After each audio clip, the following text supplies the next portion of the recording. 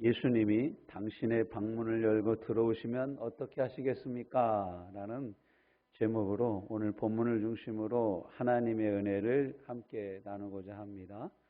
만약 소크라테스가 내 방문을 열고 들어온다면 나는 그에게 일어나서 의자를 내어주며 앉으라고 하며 존경을 표하겠지만, 예수님이 내 방문을 열고 들어오신다는 나는 그 발 앞에 엎드려 그를 경배할 것이다 라고 어느 분이 이렇게 믿음을 고백했습니다. 오늘 바리새인은 보면 예수님을 자기 집으로 초청합니다. 이 당시 바리새인들, 바리새파라는 이름의 뜻이 분리주의자입니다. 이 세상에서 분리되고 불신자들에게서 분리되고 이방인들에게 분리되어져서 신앙이 시원찮은 사람들하고 분리해서 우리는 신앙생활을 철저히 하겠다라고 결심한 사람들, 그 사람들의 이름이 바리새파입니다. 바리새파. 이 바리새파 중에 한 사람 바리새인이 예수님을 자기 집에 초대했습니다.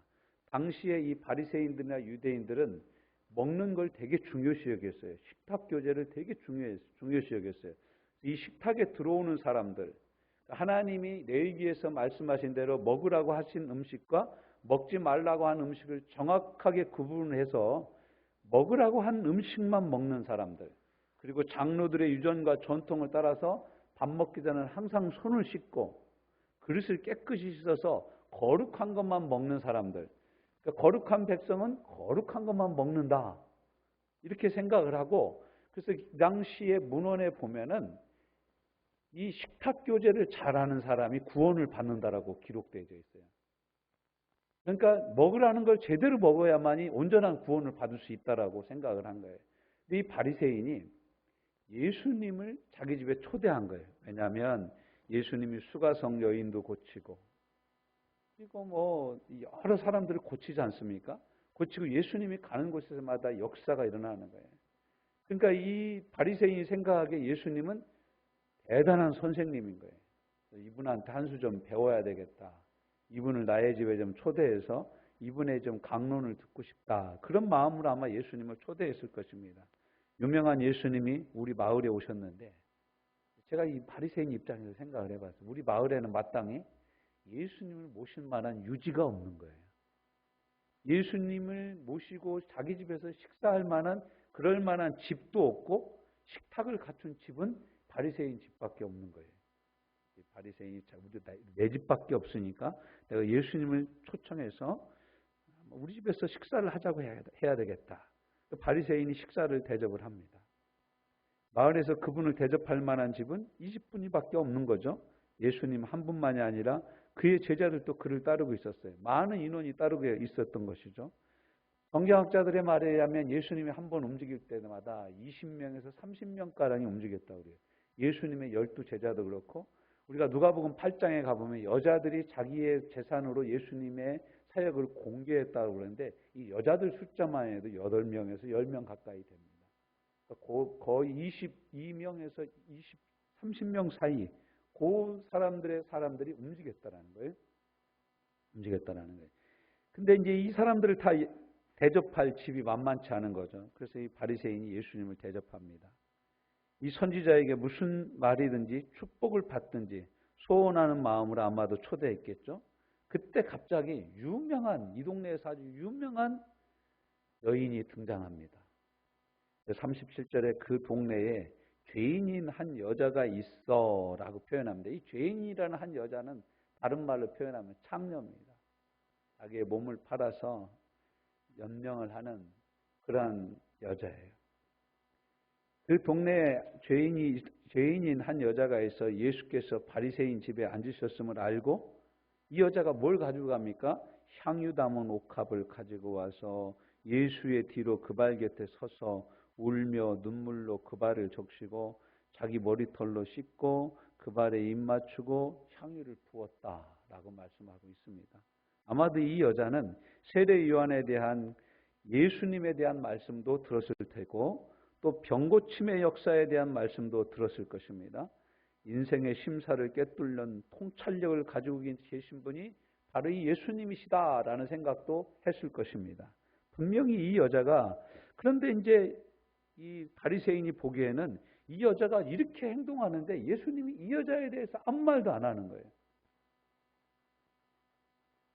뭐 멀리 갈 필요 없이 만약에 제가 식탁에 앉아 있는데 여러분이 알고 있는 상녀인 한 여자가 와서 제 발에다가 뭐 머리에다가 기름을 붓고 제 발에다 계속 입 맞추고 자기 머리카락으로 내 발을 막 씻겨주고 이러면은 여러분은 저를 어떻게 보실까요? 참 이상하네. 저 여자가 뭔 관계는 저 여자가 와서 저렇게 퍼질렀어 울었어 왔는데 그런 것부터 시작해가지고 아니 저 비싼 걸 왜 목사님 발에다 붓는 거야? 별 얘기를 우리가 다 하겠죠.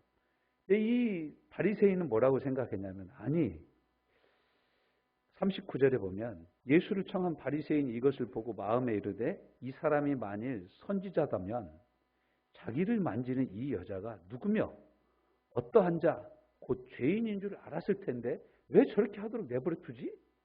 이렇게 생각을 한 거예요. 이 바리새인이 그걸 말로는 안 하고 마음속으로만 그렇게 생각했다라는 거예요. 마음속으로만. 이 여인의 입장, 이 바리새인의 입장은 그 정도고요. 만약 이제 두 번째, 이 여인의 입장은 어떤 입장이었을까? 여인은 어떻게 예수님을 찾아갔을까? 37절에 보면 그 동네에 죄인인 한 여자가 있어. 그 37절 그 동네에 죄를 지은 한 여자가 있어. 예수께서 바리새인의 집에 앉아 계심을 알고 향유 담은 옥합을 가지고 와서 이 표현, 도덕적으로는 죄인이라고 표현했는데 실은 창녀를 의미합니다. 그러나 몸이 그렇다고 해서 마음마저 그런 건 아닙니다. 제가 얼마 전에 그 다큐멘터리를 하나 본 적이 있어요. 근데 이제 이분이 이제 목사님이 되셨는데 목사님이 되시기 전에 이분이 귤 같은 거에다가 이렇게 그림을 그려서 사람들에게 전도하는데 내주는 거예요. 근데 이분이 어딜 가서 전도를 하냐면 창녀촌에 가서 귤에다가 하트도 표시하고 그러면서 주면서 하나님 당신을 사랑하십니다. 뭐 이런 그 표현을 이렇게 하면서 전도를 하는 거예요. 근데 그 중에 한 여자가 그 몸을 파는 창녀된 여자가 와가지고 이분이 이렇게 딱 끌어안는 거예요. 그러면서 막 우는 거예요. 이분이 그 귤을 주다 말고 그 아가씨를 이렇게 품에 안고 다독여 주는 거예요. 그러고 나서 이제 그 아가씨 얼굴은 이제 모자이크 처리를 하면서 아가씨 이렇게 얘기를 하는 거예요.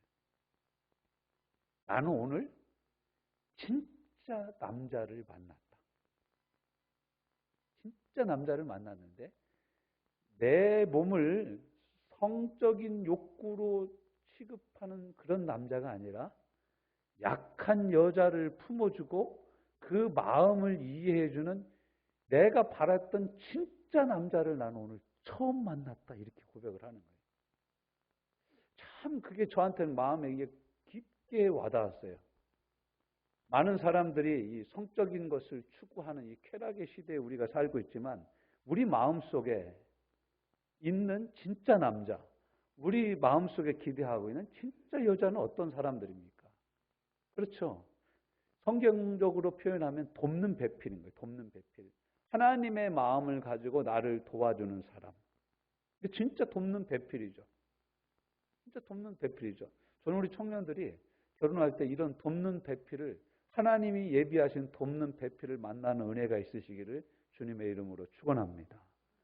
정말로 나를 정말 하나님의 마음을 가지고 나를 도와주고 기다리고 참아주는 사람, 하나님의 마음을 가지고 나를 도와주는 그 사람, 그런 사람이 정말로 필요한 시대에 저와 여러분이 살고 있어요. 아마도 이 여자는 예수님에 대한 이야기를 쭉 들었어요.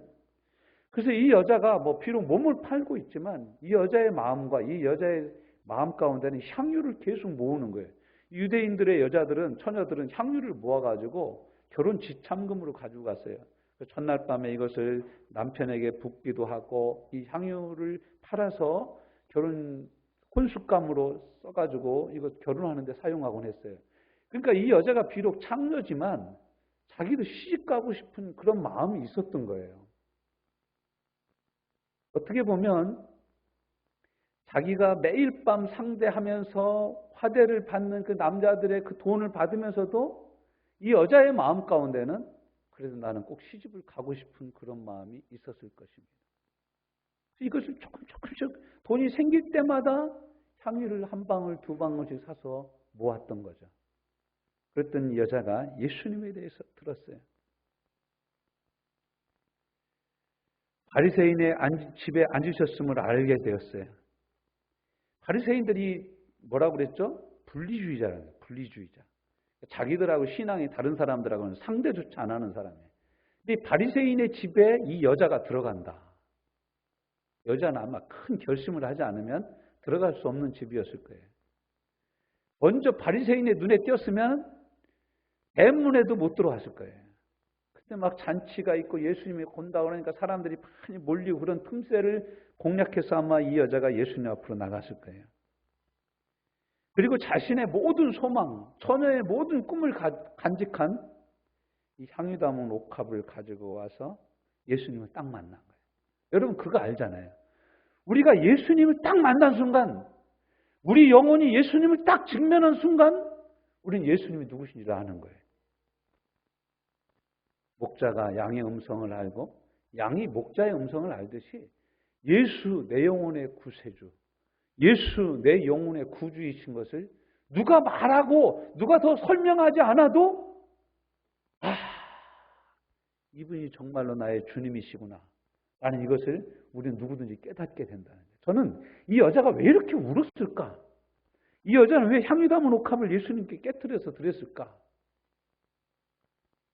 저는 이 예수님을 이 여자가 만나는 그 순간 이 여자가 예수님이 누구신지 알았을 거라는데 그것을 확신합니다. 38절 딱 알고 보는 순간 어떻게 합니까? 예수의 뒤로 그 발 곁에 서서 울었다 이거예요. 앞에 서지도 못하는 거예요. 앞에 얼굴을 대면할 수조차도 없는 내가 얼마나 큰 죄인인가를 깊이 깨달은 거죠. 바리새인은 예수님이 자기 집에 들어와도 자기가 죄인인 것을 깨닫지 못하는 거예요. 여러분 진짜 은혜 받는 사람이 어떤 사람입니까? 진짜 은혜를 체험하는 사람이 어떤 사람입니까? 내가 하나님 앞에서 죄인인 것을 깨닫는 사람입니다. 여러분 정말 주일날 와서 이 예배드리는 이 시간 하나님 앞에 서면서 내가 죄인인 것을 더 깊이 깨닫는 것만큼 큰 은혜가 없는 거예요. 큰 은혜가 없어요. 내가 뭐 화장을 이쁘게 하고 오고 내가 좋은 옷을 입고 오고 그런 것이 문제가 아니라 정말로 하나님 앞에서 내가 죄인인 것을 깨닫는 것이 가장 큰 은혜를 받는 것입니다. 이 여자는 자신의 삶이 그렇게 굴곡이 있고 누가 팔아서 인신매매가 돼가지고 장녀가 됐는지 또 부모가 그를 일찍 버려서 그렇게 됐는지 어떤 또한 뭐 남자하고 사귀다가 남자가 버려서 애따 나 이미 기왕에 버린 그냥 그렇게 해서 자기를 포기해서 그런 직업을 선택했는지는 모릅니다. 그렇지만 이 사람이 예수님에 대한 소문을 듣고 바리새인의 집에 머문다는 예수님에 대한 얘기를 듣고 예수님을 딱 본 순간 이 여자는 알았던 거죠. 뭘 알았습니까? 이분만이 내 영혼의 구원자시구나. 이분만이 진짜 나를 사랑하시는 분이구나. 아하, 이분이 나를 위하여 십자가에 못 박혀 죽기 위해 오신 나의 구세주구나. 그래서 그 발에 입을 맞추고 향유를 붓는 거예요. 눈물로 그 발을 먼저 적셔요. 눈물로. 얼마나 눈물이 계속 나는지 계속 눈물로 예수님의 발을 적시고 자기 머리카락을 수건 삼아서 예수님의 발을 씻겨줬다. 여러분이 팔레스타인 지방의 사람들 여러분 영화 같은 거 보면은 다 대부분 샌들을 신고 다녀요. 샌들. 우리 식으로 얘기하면 슬리퍼 같은 걸 신고 다닌다고. 그래서 이제 여러분 이거 슬리퍼 신고 다니다가 보면은 먼지가 많이 묻잖아요. 맨발로 신고 다니면. 또 땀난 데에다가 먼지 앉으면 꼬리꼬리하지 않습니까? 근데 그 발을 가지고 예수님이 바리새인의 집에 들어갔는데 이후에 예수님이 말씀하시지만 바리새인은 예수님이 물 씻을 물도 주지 않았어요.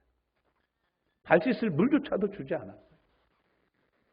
이 여자는 예수님을 딱 본 순간 이분이 나를 위하여 온 인류를 위하여 하나님의 어린 양으로 죽으실 예수 그리스도라는 것을 아마 깊이 깨닫지 않았나 싶어요. 그러니까 이 발이 나를 대신해서 십자가에 못 박힐 발이구나. 이 발이 나 대신 죽은 발이구나. 막 거기 계속 눈물 쏟아지는 거죠. 여러분 뭐 유튜브나 또 뭐 새롭게 하소서나 이런 간증을 대부분 듣다 보면 사람들이 기도하다가 예수님을 만나는데 그 만나는 예수님 대부분 어디 계신 예수님을 만납니까? 십자가에 못 박혀 죽은 예수님을 대부분의 사람들이 만납니다. 내가 너를 위하여 십자가에 못 박혀 죽었는데 내가 너의 죄 때문에 십자가에 못 박혀 죽었노라. 그런 음성을 들으면서 인생이 무너지는 거예요. 지금까지 지내왔던 모든 고집, 지금까지 부렸던 모든 이 고집스러운 나의 삶이 그냥 이 십자가 앞에서 무너져 내리는 거예요. 이 여자애는 완전히 예수님 앞에서 무너져 내렸어요. 향유 담은 옥합을 이제 깨어서 붓기 시작하는 게 예수님께 내 영혼의 구세주인 것을 알았던 거죠. 아, 내가 그토록 갈망했던 그분이 바로 이분이시구나. 만족함이 없는 거죠. 요한복음 4장에 보면 남편을 5이나 두었던 여자가 6번째 남자하고 사는데도 그 남편이 내 남편이 아니라고 그러잖아요. 여러분도 그런 생각 들지 않습니까? 남편하고 사는데 이게 진짜 내 남편이 아닌 것 같지 않습니까? 왜 그런 마음이 들까요? 여러분, 우리 영혼에는 하나님이 채워주시지 않으면 채워지지 않는 영혼의 공백이 있어요. 하나님만이 채워줄 수 있는 인생의 만족함이 있어요. 그래서 예수님은 네가 나를 믿으면 네 배에서 생수의 강이 흘러나리라. 네가 이 물을 마시리니 영원토록 목마르지 아니하리라고 한 바로 그 물입니다. 그 물 대신 이가 바로 예수님이십니다. 내 영혼이 너무 초라한 거예요. 이분 앞에 서면 내가 너무 초라한 거예요. 이렇게 죄 많은 내가 이분 앞에 이렇게 나와도 되는가? 이분의 이름을 불러도 되는가? 이분의 손을 잡아도 되는가? 복음성가 중에 이런 복음성가가 있습니다. 나 같은 죄인을 왜 사랑하는지 난 알 수 없네. 그렇게 나온 찬양이었어요. 오 주님, Lord help me, Jesus. 주님 나를 도와주십시오. 그런 찬양이에요. 참 애절한 찬양이죠. 여인의 모든 것이었던 향유 담은 옥합을 주님을 만난 순간 깨트려 버리는 거예요. 여러분, 우리가 진짜 예수님을 만나면 우리 영혼이 정말로 예수님을 직면하여 맞닥뜨리면요, 우리 영혼, 우리 삶 가운데서 가장 소중한 것을 그분께 드리지 않을 수가 없는 거예요. 그분께 드리지 않을 수가 없는 거예요. 견딜 수가 없는 거예요. 여러분, 주님이 나를 위하여 십자가에 못 박혀 죽으셨다는데, 그래서 내 모든 죄가 용서되었다는데, 그분은 나를 위해서 자신의 생명을 내어주셨다는데, 내가 그분께 드리는 그 어느 것이 예수님의 생명보다 귀하겠습니까? 저분이 나를 100으로 사랑했다라는데 내가 적어도 내가 가지고 있는 10으로는 사랑해야 되는 것 아니겠습니까? 이 세상에서 가장 소중한 것은 주님을 만난 것이죠. 내가 찾는 참 놀라운 세계를 당신에게 전하고 싶소. 예수 그리스도를 우리가 전하고 싶은 거예요. 정말로 예수님이 나의 구주가 되고 나의 생명이 되고 나의 모든 것이 되면요, 사람은 자기 속에 충만한 것을 항상 얘기하게 되어 있어요. 돈을 사랑하면 돈 얘기를 하고, 정치를 사랑하면 정치 얘기를 하고, 4.12 총선을 얘기하고, 계속 뭐 총선에 누가 나왔는데 누가 뭐가 됐고, 누가 다 떨어졌고, 누구네 정당이 또 생겨났고, 비례대표 누가 나오고, 그걸 누구 어떻게 다 아는지 모르겠어요. 관심이 없어요, 관심이. 여러분 마음, 여러분 중심에는 무엇이 관심입니까? 이 여인에게는 예수님이 최고의 관심이 된 거예요. 그래서 자기가 간직하고 모아놨던 처녀의 모든 꿈이 응축된 향유 담은 옥합을 예수님께 깨워서 부어드리는 거예요. 드릴 것은 눈물뿐입니다. 머리로 그 발을 씻길 뿐입니다. 내 모습 이대로 주 받으옵소서. 엎드려 있는 거죠. 그러자 예수님이 이제 바리새인 보고 이렇게 바리새인과 여인을 향하여서 이렇게 말씀하고 있는 것이죠. 나는 너의 존경을 구하는 선생이 아니라 네 영혼을 구원하는 구세주인데 네가 나를 잘못 대접하고 있다라는 거예요. 여러분 예수님 어떻게 대접하고 계십니까? 예수님이 저와 여러분의 인생의 최고이고 전부로 대접하고 있습니까? 아니면 한번 만나면 그냥 스타벅스 가가지고 커피 한잔 하는 그런 사이로 여러분은 예수님을 대접하고 있습니까? 여인을 향해서는 예수님 뭐라고 말씀하시는 겁니까? 내가 너를 안다 이거예요. 내가 너를 아노라. 내가 너를 구원하였다. 네 믿음이 너를 구원하였다. 예수님 말씀하시잖아요. 이에 여자에게 이르되 네 죄사함을 얻었느니라. 48절. 죄사함을 얻었느니라 하시니 함께 앉아있는 자들이 속으로 말하되 이가 누구이기에 죄도 사하는가 하더라. 예수께서 여자에게 이르시되 내 믿음이 너를 구원하였으니 평안히 가라. 이 여자는 예수님 한번 만나면 딱 구원을 받았어요. 놀랍지 않습니까? 여러분 예수님을 진짜 만나면요. 구원을 내가 받았나 못 받았나 의심할 수가 없어요.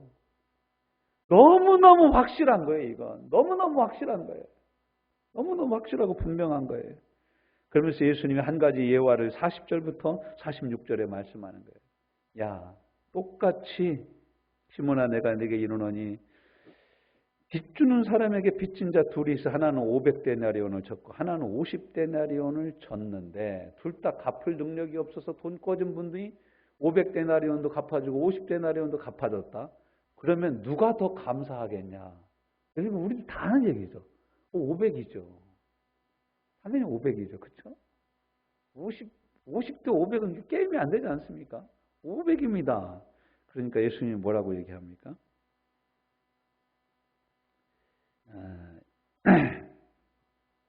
여자를 돌아보며 시몬에게 이르되 이 여자를 보느냐? 44절 보십시오. 이 여자를 보느냐? 이 여자를 보느냐? 내가 네 집에 들어올 때 너는 내게 발 씻을 물도 주지 아니하였으되 이 여자는 어떻게 눈물로 내 발을 적시고 그 머리털로 닦아주었고 너는 내게 입도 맞추지 않았는데 그는 내가 들어올 때로부터 내 발에 입 맞추기를 그치지 아니하였으며 대부분이 중동 사람들, 중앙아시아 사람들이 이게 볼에다가 입 맞춤을 하죠. 이렇게 되고 하는데 이 여자는 예수님의 볼에 입 맞출 수가 없는 거예요. 엎드려서 예수님의 발에 입을 맞추는 거예요. 예수님의 팔에 입을 맞추는 거예요. 이 내 발에 입을 맞추었으며 또 뭐라고 말씀하십니까? 너는 내 머리에 감람유도 붓지 아니하였으되 그는 향유를 내 발에 부었느니라. 머리가 아니라 팔이에요. 예수님 팔에 향유를 부었다라는 거예요. 이러므로 내가 네게 말하노니 그의 많은 죄가 사하여졌도다. 그의 많은 죄가 사하여졌도다. 그래서 여러분 깡패가 회개하면 참 그렇게 요란하게 하는 것 같아요. 자기 지은 죄는 자기가 알거든. 제가 교육 파트를 맡아서 청년들하고 함께 수련회를 간 적이 있습니다. 수련회를 갔더니 겨울에 이제 수련회를 갔는데 청년들 데리고 갔는데 이제 막 말씀 전하고 기도하고 찬양하고 막 말씀 전하고 그러는데 딱 보니까 한 3명이나 4명 정도가 남자애들이 딱 설교만 마치면 불이 딱히 없어져. 그래서 제가 조금 보니까 저기 화장실 옆에서 연기가 푸르륵 올라오더라고. 그게 애들이 가서 예배 마칠 때마다 가서 담배를 피고 오는 거예요. 그래서 제가 한 번은 도전을 했습니다. 다 모아놓고 당신이 진짜 죄인이라고 생각하냐? 정말로 죄인이라고 생각하냐? 내가 정말 죽을 죄인이라고 생각하는 사람들만 손 들어봐라. 그랬더니 그 담배 피러 간 4놈만 손을 드는 거예요. 담배 피러 간 4놈만 손을 들고 평상시 주일학교 선생님하고 중고등부 교사하고 그런 애들은 손을 안 들어. 성가대하고 그런 애들은 손을 안 들어. 제가 그때 이 말씀을 깨달았어요. 이야, 내가 죄인이라는 것을 아는 사람, 그래서 예수님 앞에서 내가 죄인이라는 것을 발견한 사람만이 정말로 구원의 은혜를 누리는 사람이구나 깨닫게 됐어요. 그러면서 예수님 뭐라고 말씀하십니까? 여자에게 말씀합니다. 여자에게 이르되 내 죄사함을 받았느니라. 50절 내 믿음이 너를 구원하였으니 평안히 가라. 내 믿음이 너를 구원하였으니 평안히 가라. 자, 주님이 당신 방의 문을 열고 들어오시려고 지금도 문을 두드리고 계십니다. 요한계시록 3장 20절 말씀은 라오디게아 교회를 향한 성령의 말씀이었어요. 신앙생활을 하는데 뜨겁지도 않고 차갑지도 않게 미적지근하게 하는 사람들을 향하여 예수님이 성령으로 책망하시면서 하신 말씀이에요. 예수님 뭐라고 하셨어요? 내가 문 두드린다는 거예요. 믿고 있는 너희들의 마음을 내가 두드리고 있다라는 거예요. 너희가 마음을 열고 나를 주인으로 영접하고 나를 구주로 영접하며 나를 구원자로 영접하면 내가 너로 더불어 먹고 너희는 나로 더불어 먹으리라고 말씀하십니다. 여러분 무엇으로 예수님을 대접하시겠습니까? 예수님이 여러분 집에 신방을 온다면 여러분은 무엇으로 예수님을 대접하시겠습니까? 목사님, 아니 예수님 우리 집에 제가 지금 밥이 다 떨어져가지고 없고요. 우리 짜장면 시켜 먹읍시다. 이렇게 하실래요? 예수님 여러분 집에 오신다. 아마 바리새인들은 이 바리새인은 그냥 지역 유지이고 어차피 유명한 선생님이라고 하니까 그냥 형식적으로 예수님을 대접했을 거예요. 근데 그 예수님에 대한 이야기를 듣는 이 여자는 찾아가서 자신의 모든 것으로 예수님을 대접했습니다. 당신에게 예수님은 누구십니까? 그저 그런 선생님이십니까? 시간 날 때 만나주는 이유십니까? CM송처럼 만나면 좋은 친구 MBC 문화방송입니까? 예? 생각나면 가끔 식사 대접해주는 그런 분입니까? 생각날 때 가끔 내 하소연을 들어주는 상담자입니까? 아니면 내 모든 죄를 용서해 주시고 나를 위해 죽으시고 지금도 나와 함께 계시며 내 죄를 씻어주시며 지금도 나를 여전히 고치시며 나를 사랑하시는 분이십니까?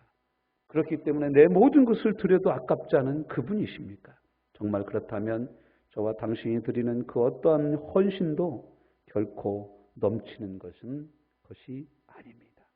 우린 그저 이 여인처럼 그 발 앞에 엎드려 눈물로 나아가 그 앞에 엎드릴 뿐입니다. 주님 나는 죄인입니다. 나를 받아주옵소서. 주님 내 삶의 주인으로 주님을 모시오니 나를 받아주시고 내 삶을 만져주시고 내 삶 가운데 함께하여 주옵소서. 이 시간 우리 말씀을 기억하며 주님 우리 가정에 오시옵소서. 주님 내 마음에 오시옵소서.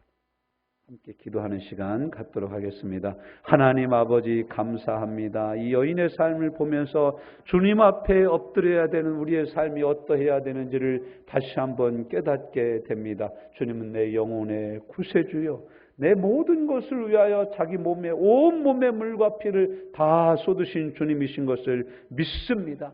주님이 내 마음의 왕으로, 주님이 내 마음의 구세주로, 주님이 내 마음의 모든 왕자의 왕으로 앉아 주시옵소서. 주님 우리 교회의 왕으로, 주님이 아버지 하나님 우리 가정의 왕으로, 우리 성도들 가정마다 심령마다 구세주로, 구원주로 앉아 우리가 눈물을 흘리며 우리의 가장 귀한 옥합을 깨트리는 귀한 신앙의 고백이 있게 하여 주시옵소서. 함께하여 주옵소서. 만져주시옵소서. 예수님 이름으로 기도하여 싸움나이다.